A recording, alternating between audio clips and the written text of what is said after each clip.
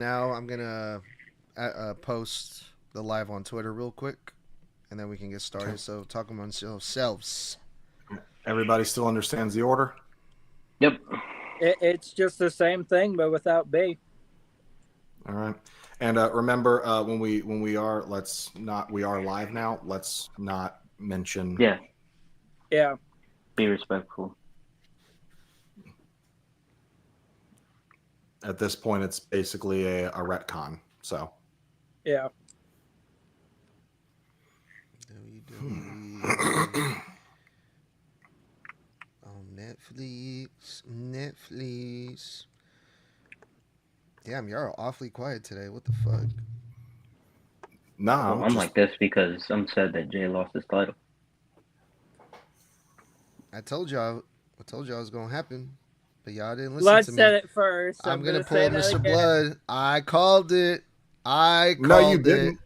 Blood When they did. announced it, I called it. I called that shit forever ago. I literally said, I don't think he's walking out of that match as the World Heavyweight Champion. Nah, I'm pretty sure it was me. All right, What you is guys. next week at night? You guys You ready? must be confused. All right, let's I didn't know mute. you were that old.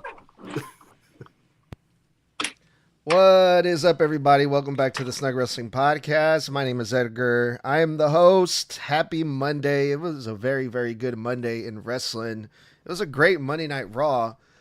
The Monday Night Raw after the Money in the Bank, full of stars and surprises and returns and title changes and all kinds of shit. This Monday Night Raw was hot. Just like the city that we're in, Phoenix, Arizona. So we're going to get into it, you guys. What's going on, fellas? Welcome back. How y'all doing? Good. Great episode of Raw. Going to get into some of the booking decisions I was not a fan of, but other than that, doing great. There's only one thing that at least two of us are frustrated with that we will get to later. Other than that, this was a great Raw. Yeah, I'm interested to hear what you guys got to say about it. What are you guys going to complain about? Because everything about this Raw was excellent, even to the main event where Gunther became the new World Heavyweight Champion, the greatest wrestler of all time. I called it, y'all. I told y'all. I'm going to pull Mr. Blood. I knew it all along.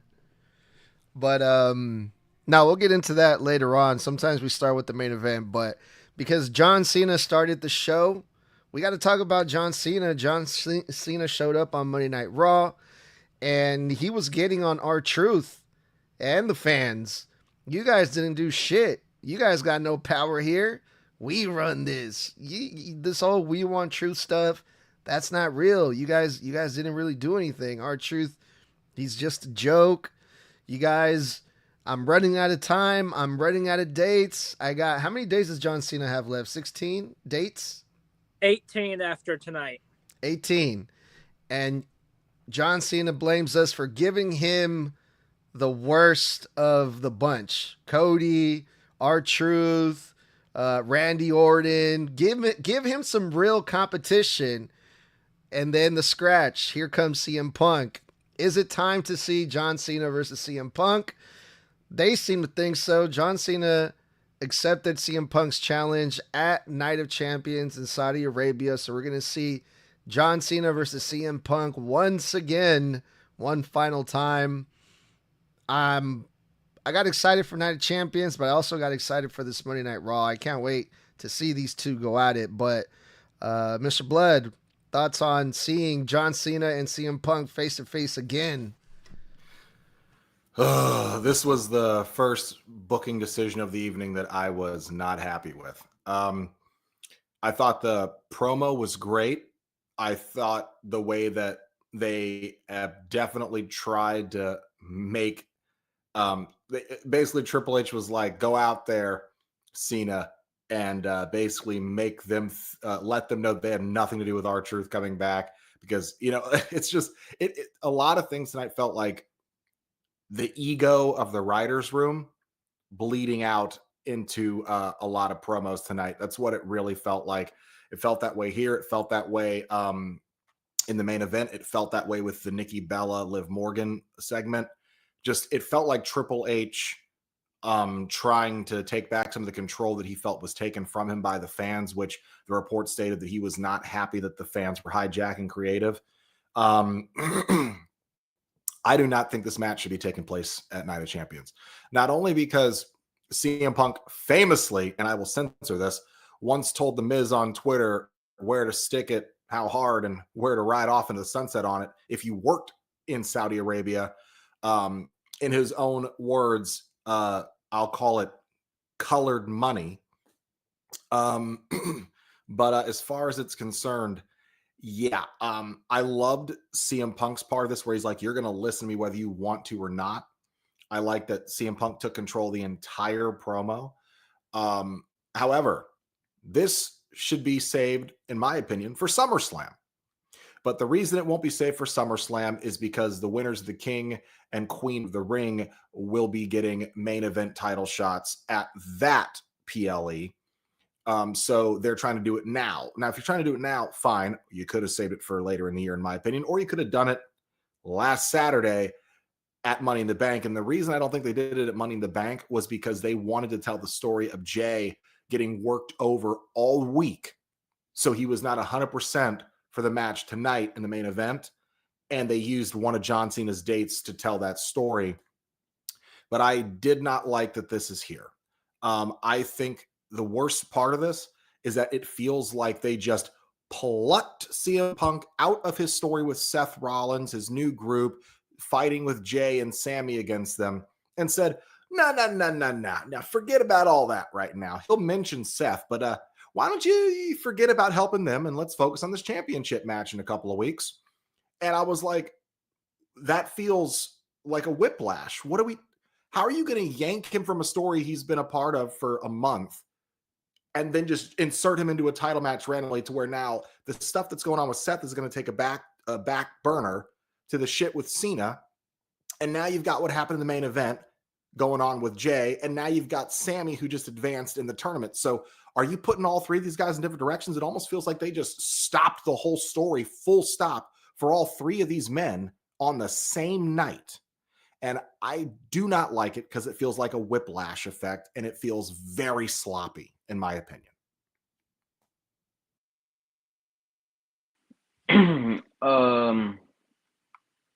Yeah, I still hate John Cena because he took the title from Cody, but not gonna say anything that about the why I hate him. I'm gonna be on topic. I think it's perfect.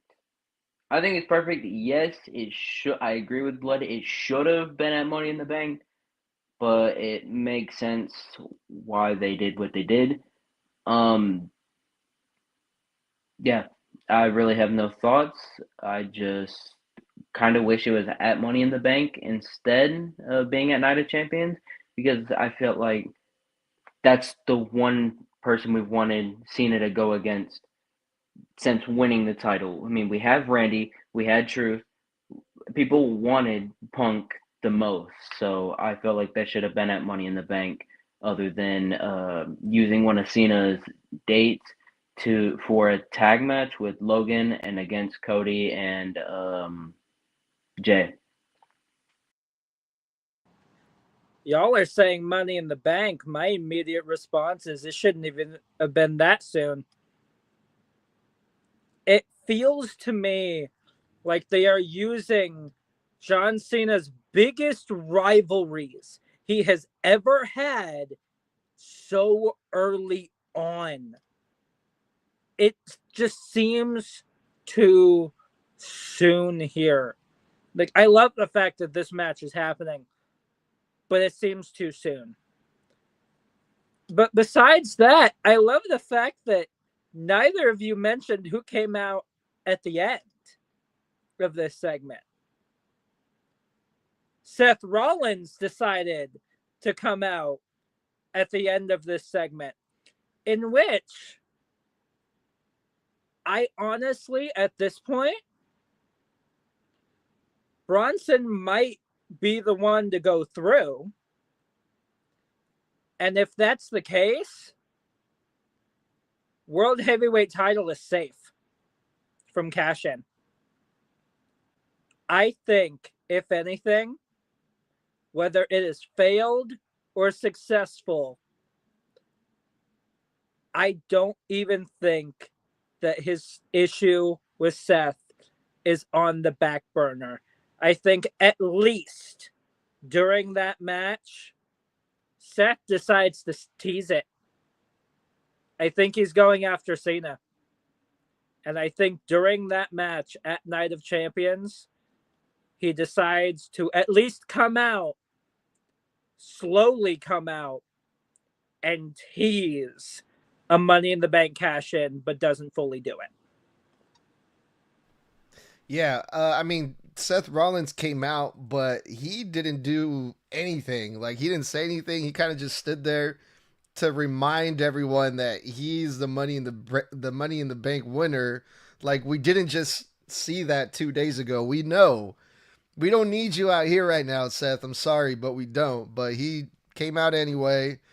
Um, but yeah, I was even shocked that John Cena accepted the challenge, because the John Cena that we have today, he's so unpredictable. I mean, he was running away from Cody Rhodes at Money in the Bank. So I was like, for sure, he's going to pull the heel move and he's going to say, no, you're not getting a shot at this, blah, blah, blah. But no, John Cena accepted, and he said, you want a shot at the title? Well, it's going to be in Saudi Arabia. You have to fly across the motherfucking world to a place that you've publicly made clear that you're not a fan of whatsoever. So if you want to face me, come see me at Saudi Arabia.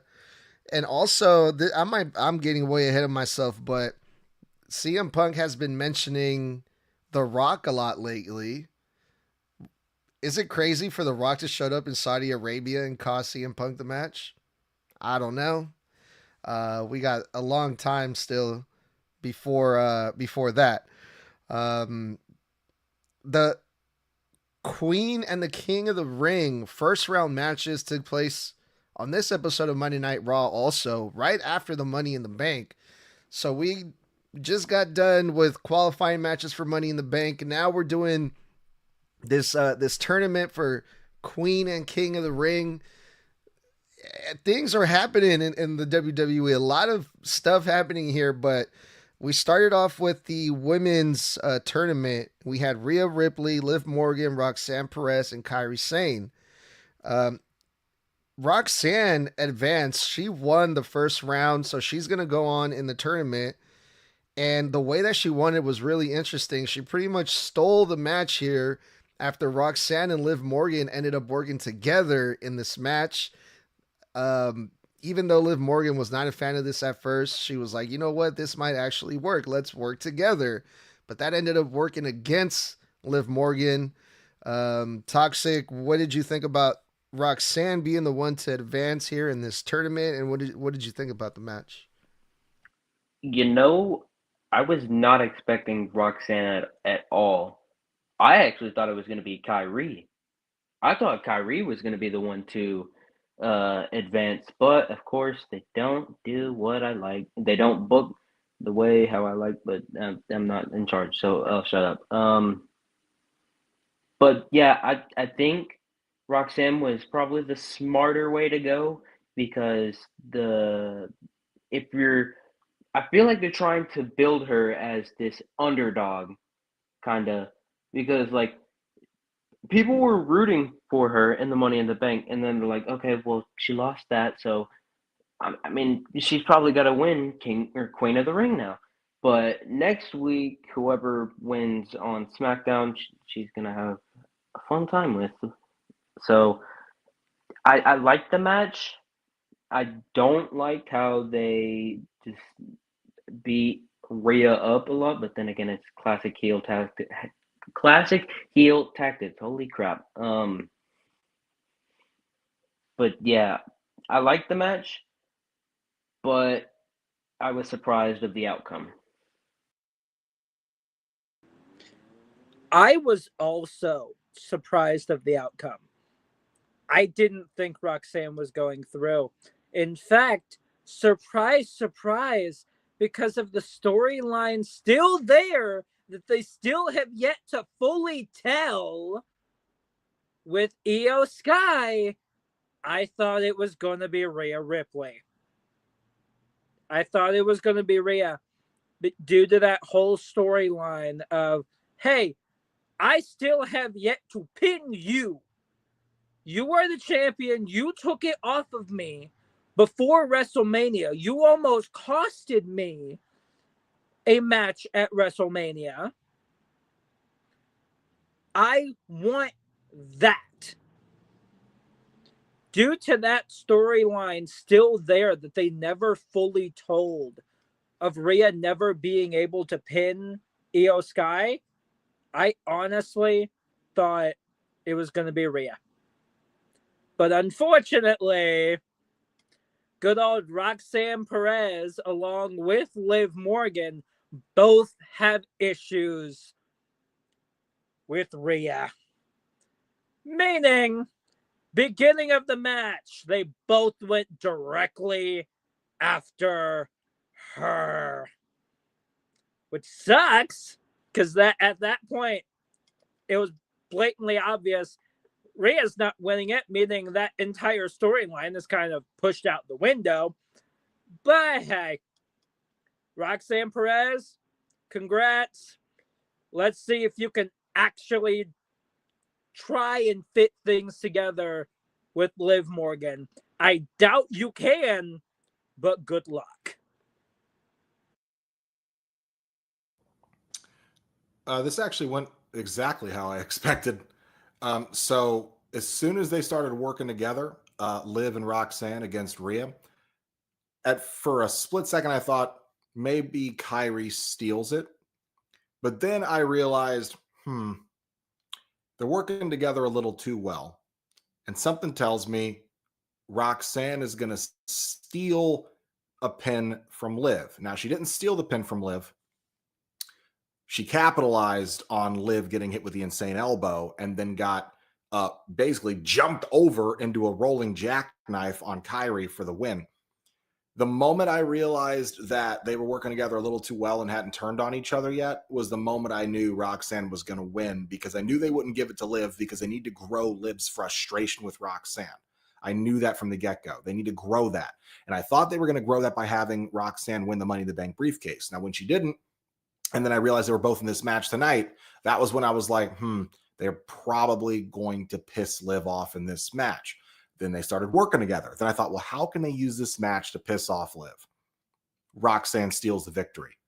And I knew either Roxanne was going to pin Liv, but I thought that's too early, because if they let her pin Liv, then Liv is going to explode on her and it blows up the Judgment Day story too early.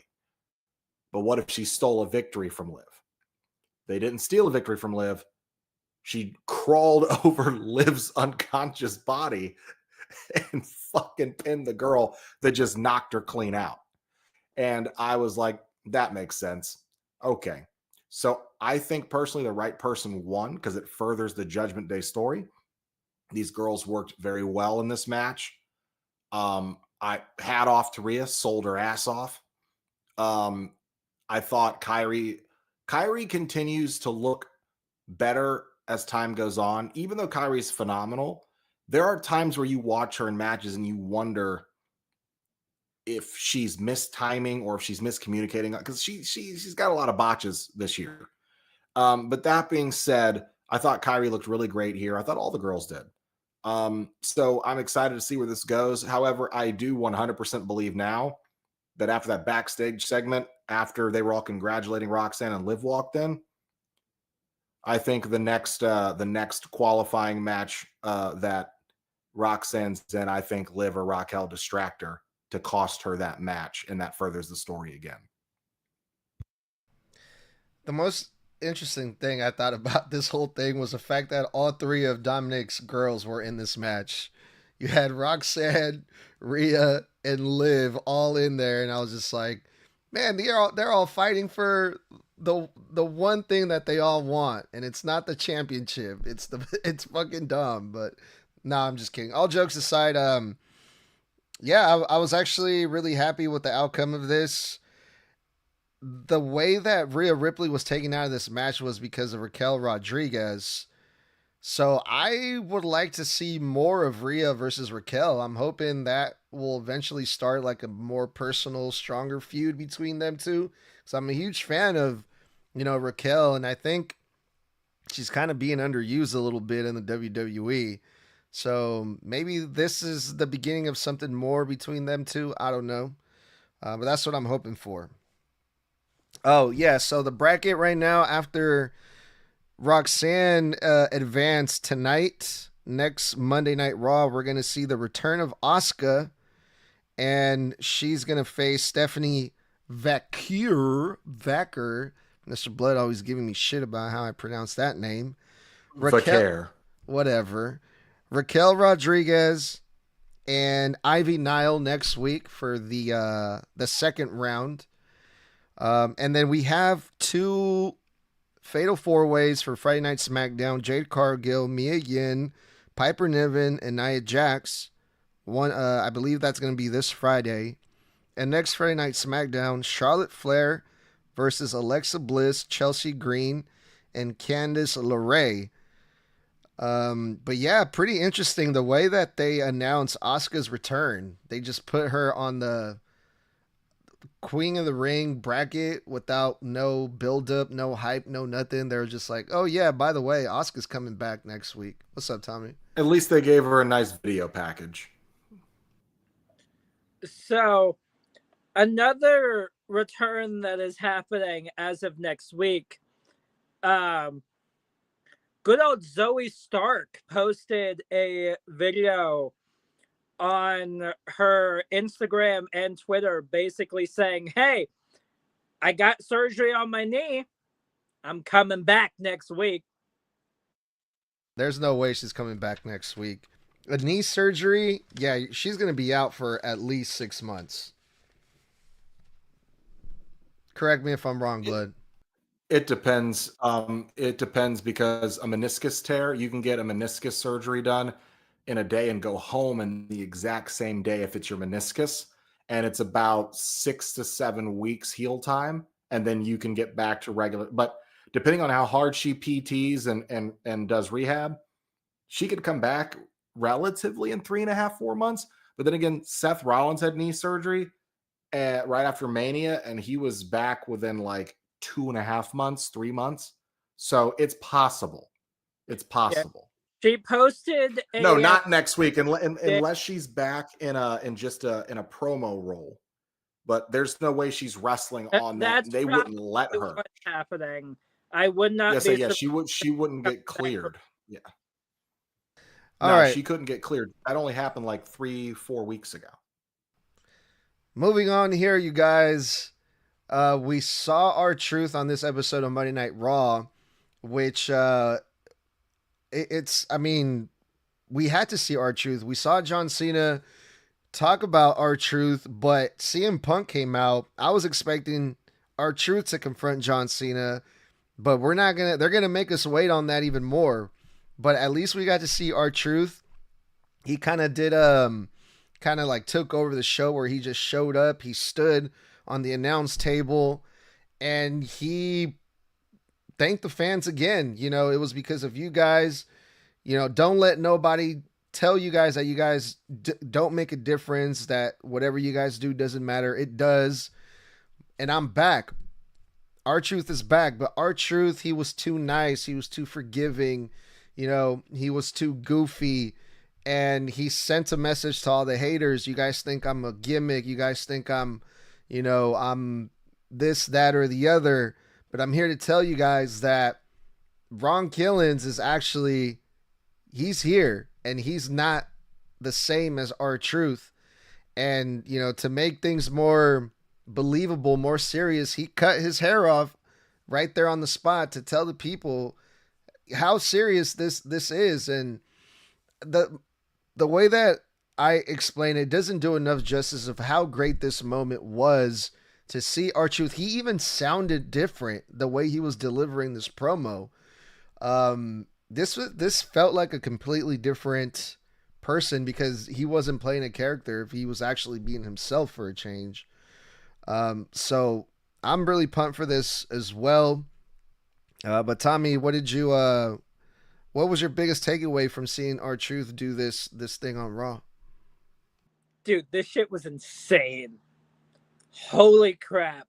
I don't think anybody expected for Truth to come out, and we kind of expected the whole reveal of, hey, my name now is Ron Killings.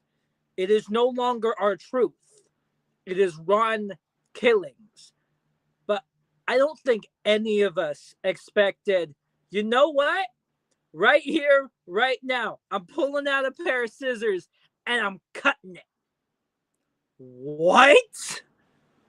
Like, even at that moment as well, the camera panned and you saw jaws dropping everywhere. And this promo itself was getting holy shit chants, as it should have. Because holy shit. This promo was insane. Welcome back to the serious side, Truth. Welcome to being able to be yourself, put your actual name out there, and be completely serious and as cutthroat as need be. Yeah, I love this. Everything about this was fantastic. We did know he was going to be coming out and addressing himself as Ron Killings and dropping R-Truth because it was reported that that was actually a part of the agreement he made with Nick Khan, that he wanted to go by Ron Killings from now on. We already knew that. But cutting the hair off was completely unexpected. And what the crazy thing is, you can define being over in so many different ways. I have never seen anybody get holy shit chants just for cutting their hair off on live TV. Not having someone do it to them like in the Battle of the Billionaires, or when Rey Mysterio got to do it to CM Punk all those years ago. I've never seen someone cut their own hair off on live TV, and that be the thing that unites an audience for the holy shit chants. That right there exudes over.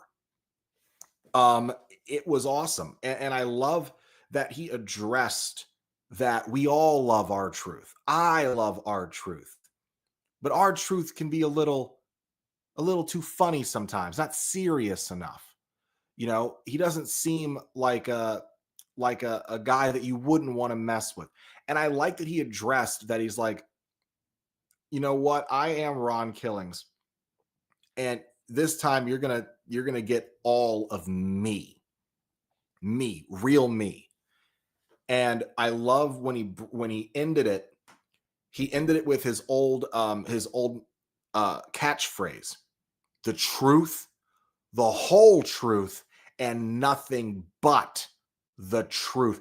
And I love that the audience remembered it, because he hasn't cut that line in about 12 years.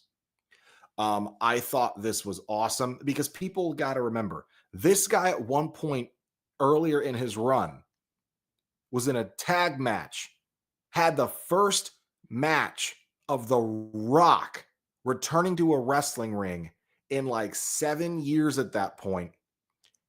He had The Rock's first match back in a tag team with The Miz against the team of John Cena and The Rock.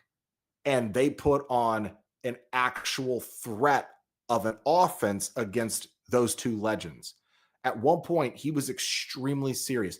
Most people couldn't even tell you. They love R-Truth, but most people couldn't tell you what his finisher's name is, his signature. You know, they couldn't tell you that stuff because they like him, but he's not featured enough to care. Now people are going to fucking know that in this last run, because apparently this is his last physical in-ring contract with the WWE, and it won't be a 5-year deal apparently. So I'm assuming this is somewhere between a year to 3 years.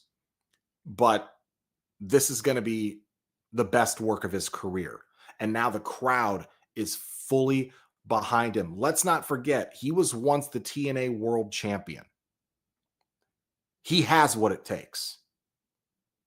The truth, the whole truth, and nothing but the truth.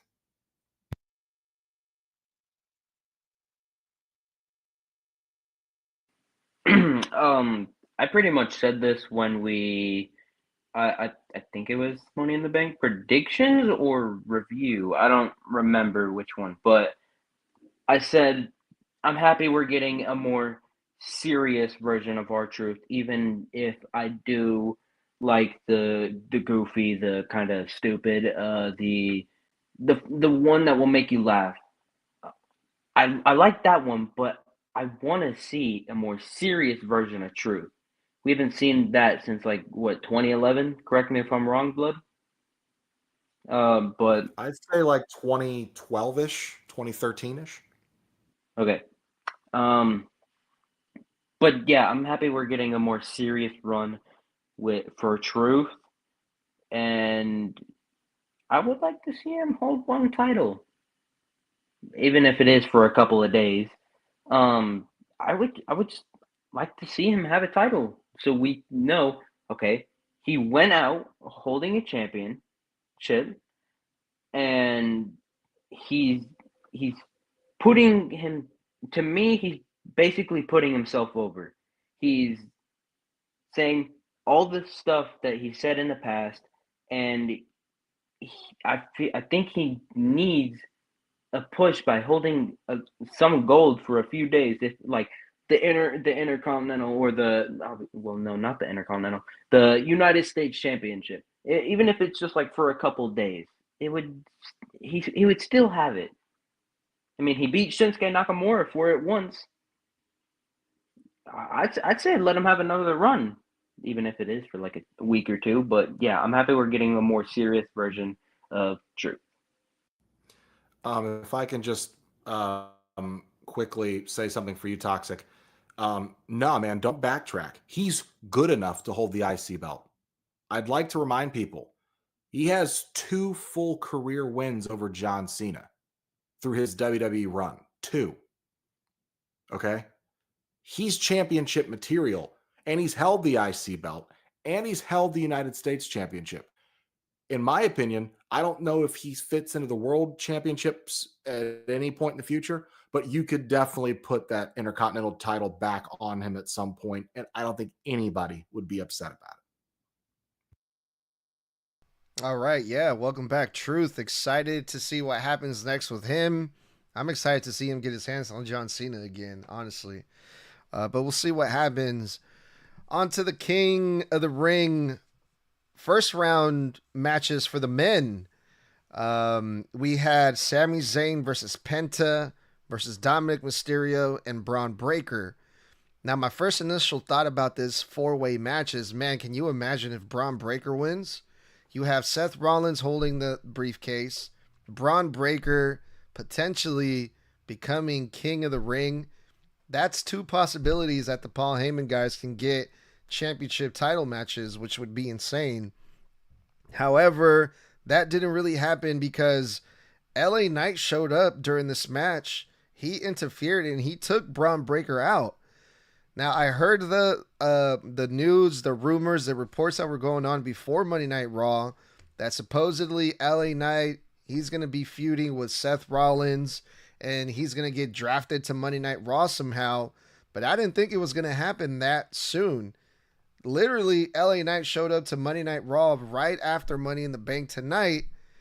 And it looks like all those reports may be true. I mean, if you take out Braun Breaker, you know, eventually probably he'll work his way up to getting his hands on Seth Rollins. But thanks to this interference by LA Knight, that left Sami Zayn alone in the ring with Dominic Mysterio for Sami Zayn to hit Dominic Mysterio with that Helluva Kick. And Sami Zayn won, and he's advancing in this. And I had a feeling Sami Zayn was going to be the one to win it. But overall, another great match here for this 4-way. Very exciting stuff. Mr. Blood, what were your thoughts on this? Considering I don't get the commercials that everybody else does on my tier, I saw the entire match, even the commercial break stuff. So I saw everything. I liked the majority of this match. I thought the majority of this match was really good. I thought it was a little too slow in places. I thought there were some points where, man, they were like dragging. Like Braun Breaker specifically would be going to town and getting the work in on someone and then just stop and let them breathe for like 30 seconds, turn around and go kick someone to knock them back down, and then just saunter back over the guy whose ass he was kicking. That happened multiple times this match where the pace just seemed to kind of go up and down. However, I enjoyed it. I'm slightly shocked that Sammy won, considering the fact that I thought you would want to put Braun Breaker over in this to make that faction just seem that much more dominant. However, you can kind of protect Braun Breaker and not getting the win because you insert LA Knight into that. Now, this is perfect because of Money in the Bank. LA Knight freaking had that match won twice.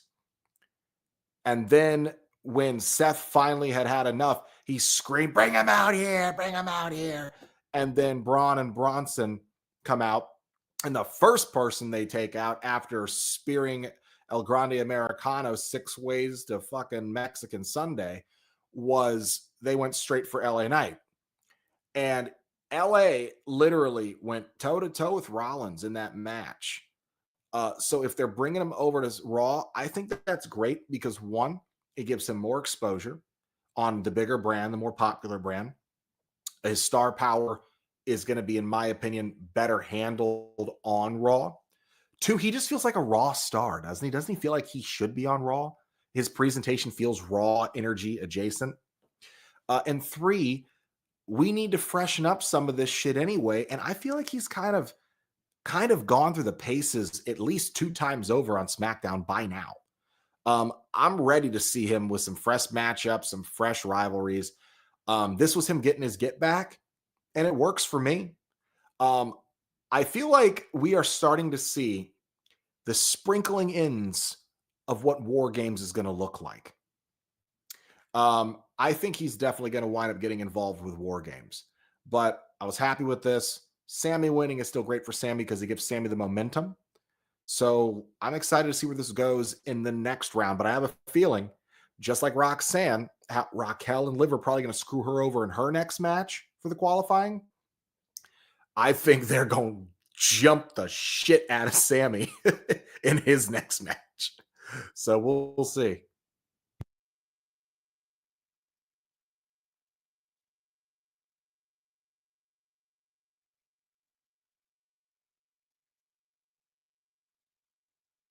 About it and getting closer to that main title picture that everyone's been talking about. But go ahead, Toxic. Okay, one thing about I'm gonna go first into what I think about what Blood said about LA Knight being over into Raw. I fully agree because imagine this match: LA Knight versus Gunther. To me, that just sounds like an amazing match because it's a way to put LA in the world title picture like we all want him to. LA needs LA needs this world title picture, in my opinion. I think that's what he needs. The mid card, it doesn't work for him anymore. I don't like it. But this match was amazing. I wasn't expecting Sammy to win. I thought it was gonna be Penta because Cero Miedo. But hey, I'm fine with Sammy winning because one, he's been eating shit the last couple of qualifying matches. Elimination Chamber, Punk made him eat shit. Money in the Bank, I'm pretty sure someone made him eat shit. Sammy's been eating a lot of shit, and I think he's gonna have fun with his opponent next week for the SmackDown. The person who qualifies over on SmackDown or advances on SmackDown. Holy shit! Use English. Yeah, I think it's good that Sammy won, but there's 3 other people in the match that I wouldn't have mind have winning, and they all have their reasons for winning. I'm glad that Sammy won, man. I also do not have ads, but that's only because of the fact that I'm using Soto, because that's like my only way of watching Raw, and he doesn't get the ads. So I saw a conversation after this match. Sammy went to the back and ran into Karrion Kross. Kross was talking all of this like, see, look, you did what you needed to do. You did it on your own. And that is the manipulative side of you. Sammy's immediate response is, if you're doubting me so much, I am gladly capable of taking you down too. So at some point, we are getting Karrion Kross versus Sami Zayn. And my thoughts on the LA Knight thing. Here's the thing. This is not his way of moving over to Raw. He is in this King of the Ring tournament on the SmackDown side right now. It's either this week or next week. Toxic says next week. Yeah. He has a match next week to advance into the King of the Ring tournament on the SmackDown side. At some point, he will absolutely come to Raw, and boy, will he be a banger, as he always is. But I do think Knight at least makes it to the finale. I don't think he wins, though, unfortunately.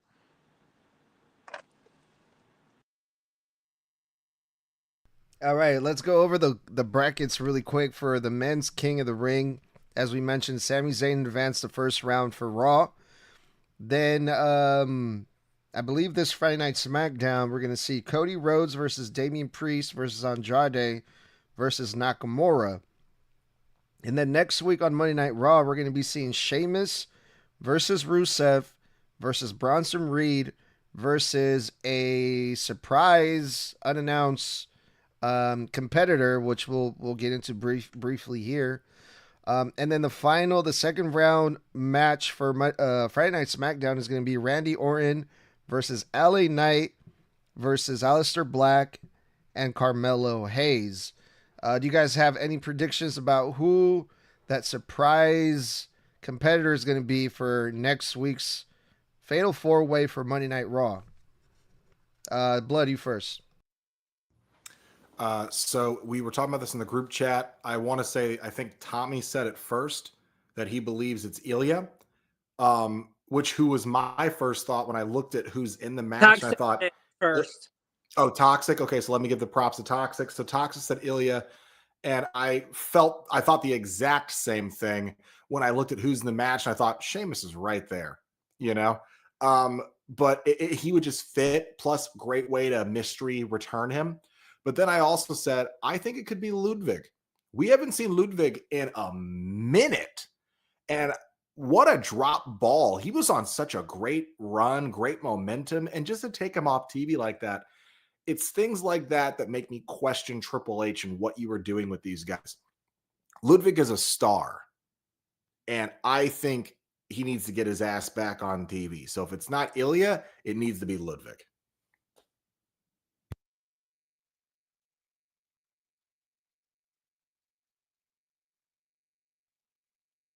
Okay, I have a few predictions. Blood said two of them. My number one pick is Ilya Dragunov. He needs to hurry up and get back because I am so missing him on TV. Also, am I Ludwig? I can't believe I'm saying that. The third one comes from Tommy because Tommy said he was watching Soto. Shout out to him. He said he was watching Raw and he saw the conversation between Sammy and Karrion Kross. I think my third prediction is Karrion Kross, because Karrion is over as hell right now. He's so over. What a better way to pull the trigger with him? Inserting him in a King of the Ring tournament with Rusev, Sheamus, and Big Bronson Reed. And not even saying, oh, it's going to be Karrion Kross. No, you don't know who it is. That gets you thinking. I think it's Karrion Kross.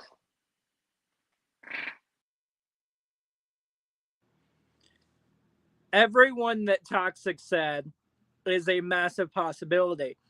Ilya, again, come the fuck back. You've been taking your sweet ass time. How about you come back?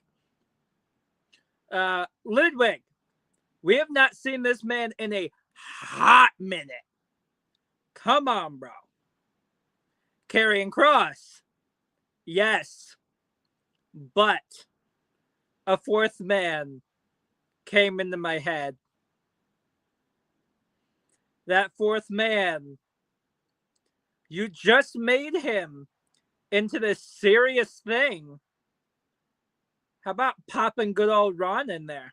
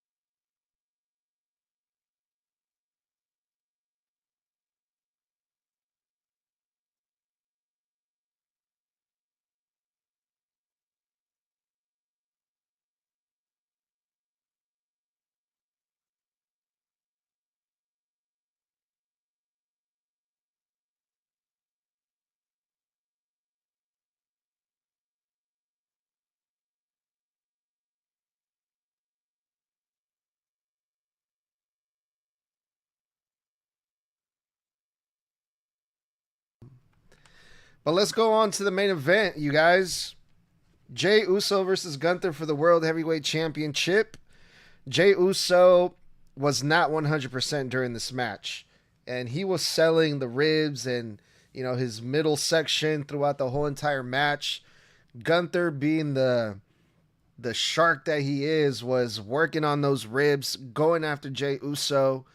You can really feel bad for Jey Uso, even for me, who's a huge Gunther fan. They did a really good job to put over, the fact that Jey Uso was hurting, he was struggling, he was in pain. That I even got behind Jey Uso. I wanted to see Jey Uso come back and fight back on Gunther. And it looked like for a second there that was gonna happen, but hold on, give me a second, you guys.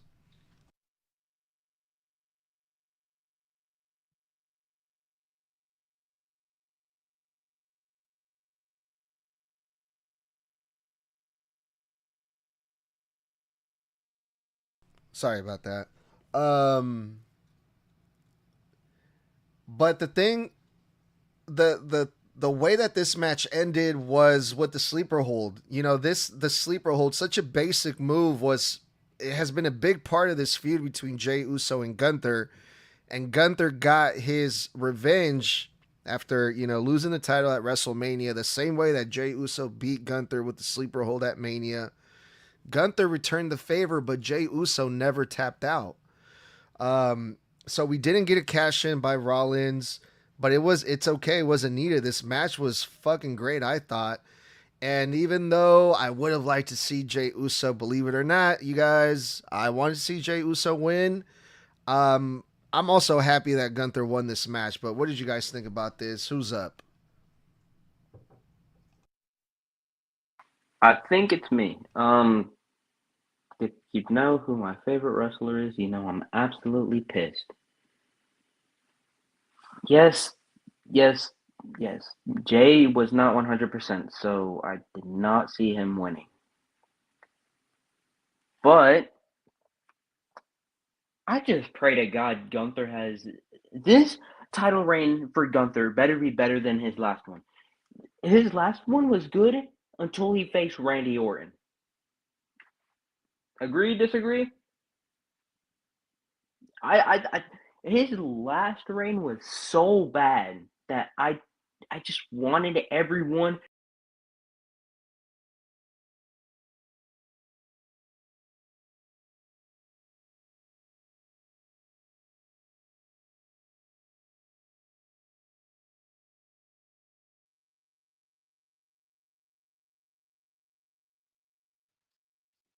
Yo, Snug, you talking right now? Oh, okay, okay, All right. um, okay. I just wanted everyone that stepped up to Gunther to just beat him. Damian Priest, I wanted him to beat him. Finn Balor and Damian Priest, I wanted one of them to. Jey Uso the first time, wanted him to. Jey Uso the second time, yay, he did it. Now I don't have to get any more of this horrible title reign, and it better not go like this. This time, I'm all for Gunther being world champion. But like I said, one of the WrestleMania or Raw, I don't know whenever Gunther said that he was getting his rematch, Roman Reigns he's one of the biggest stars holding the championship for 1,316 days. And did he get his rematch from Cody? Gunther, it is not going to hurt you to not hold gold. It is not going to hurt you. You are already dominant. You don't need to prove it by keeping championships that other people deserve.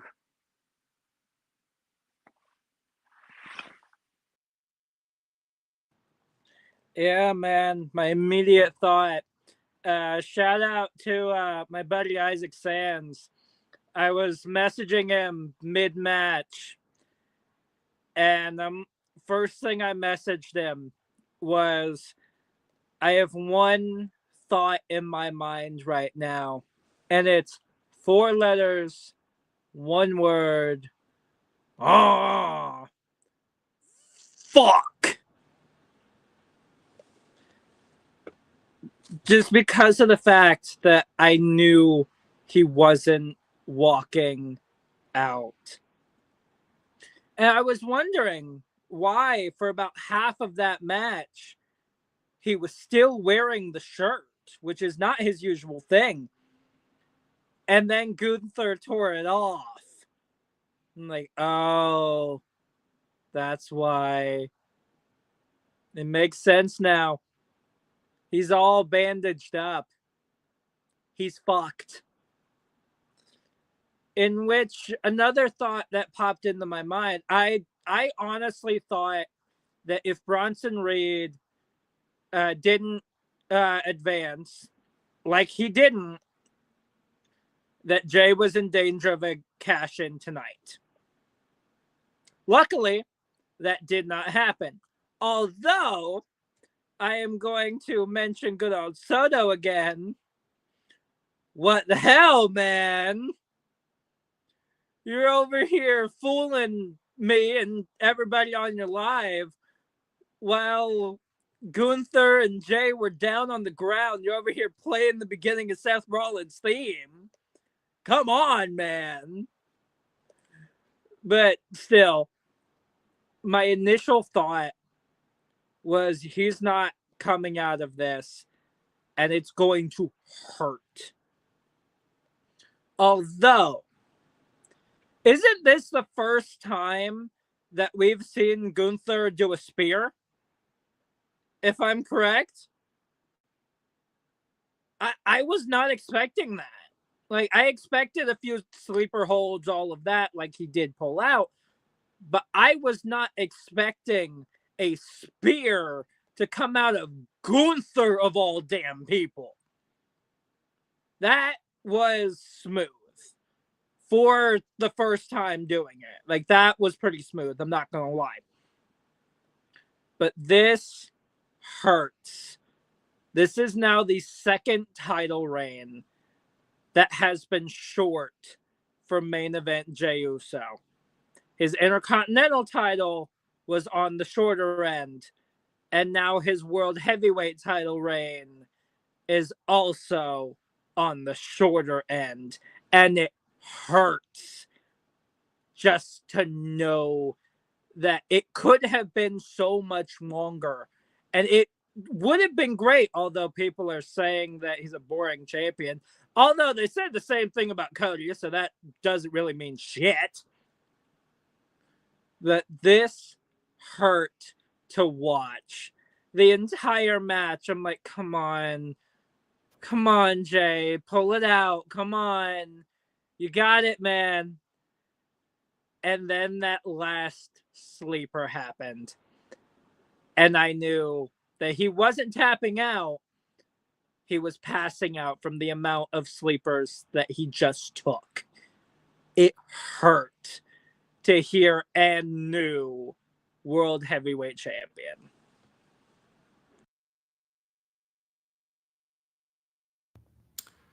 Uh, 51 days. 51 days was the length of Jey Uso's reign. April 19th to today, 51 days. When we started this live, I stated that I had problems with tonight's booking. Everything was great, but there was booking where I felt like ego was running wild. It almost, and maybe I'm wrong here, but it almost feels like because Triple H was so mad at the fans for hijacking his creative and forcing them to reverse his decision to release R-Truth, it took the title off of the favorite, like to get back at us or something. Like, this felt so lazy. And I was the first person in this group to call Jey not walking out of tonight with that championship. I said I was worried that why announce this match for a Monday Night Raw if Jay's not walking out? Why would you not put this rematch on a PLE? Why is it on free TV? And it's not free TV. I know it's Netflix, but it's a term for wrestling. You did this on a regular Monday Night Raw, a great Monday Night Raw. But I was worried that if this match happened, he would not walk out as the World Heavyweight Champion. However, I thought it would be due to a cash-in. That being said, this pissed me off. Great match, great selling, told a great story of the last week that Jey has been getting his entire midsection worked over, and I thought he sold it really, really well tonight. I thought out of all their matches, this might have been their second best match, because it wasn't just Mania where it was finisher spamming. This was an actual match of one-upsmanship, psychology. I'm better than you. No, you're not. My willpower is better than yours. No, it's not. I thought they told a better story here tonight than they did at Mania. However, that being said, and that spear was dog shit, by the way. But as far as it's concerned, this was lazy. This was a missed opportunity. You already had a great Raw. If Jey was going to lose it, that shit should have been due to a cash-in, or you should have swerved us and had them cash in on Gunther because everybody was expecting it to happen to Jey. And I think that would have made a huge moment. And then you could possibly tell the story of turning Gunther face, because he as a heel is getting pretty fucking stale. What other stories can you fucking tell with Gunther as the World Heavyweight Champion? What is there left to do? I mean, genuinely, he didn't need the win unless it was serving a greater purpose of him getting cashed in on. If he gets cashed in on next week, I'm going to be fucking pissed, because, wow, talk about another Triple H decision that is late to pulling the fucking trigger. Because this shit should have ended with a massive run-in, a massive cash-in, where the championship changes hands not once but twice in the same night. Talk about a moment. Talk about a moment. Who faces Gunther next that actually fucking matters? It's not going to be Roman. Roman's involved with the Seth and the Punk shit. So who is there left worth a damn on Monday Night Raw that can have an honest to God, decent one-on-one match with him that he hasn't already proven he's better than? Because they moved all those guys over to fucking SmackDown, and all the other guys are involved in other stories. I didn't like this. This reeked of hotshot booking. And the worst part is they took it off Jay to make Gunther in what I feel is going to be a transitional champion, because I don't think Gunther holds this title outside of 3 weeks. Yeah, it's interesting, man, that they decided to put the title on Gunther. Because if I remember correctly, when Gunther was champion, he wasn't really defending it a whole lot, right? So I can see him, kind of just sitting on it, kind of like Io Sky. Oh, he's a champion. The champions don't wrestle every night. They only wrestle on special occasions or whatever. But we saw John Cena on Monday Night Raw. Could we see John Cena more often on Monday Night Raw? Maybe Seth Rollins starts teasing he's going to cash in on Cena. Because I don't see Cena cashing in on... I don't see Rollins cashing in on Gunther. I don't know, man. This is really interesting. But we'll see what happens, you guys. That was a Monday Night Raw review, the Snug Wrestling review for tonight. Let's get the fuck out of here, you guys. Good night. We'll see you next time. Peace. 4 letters.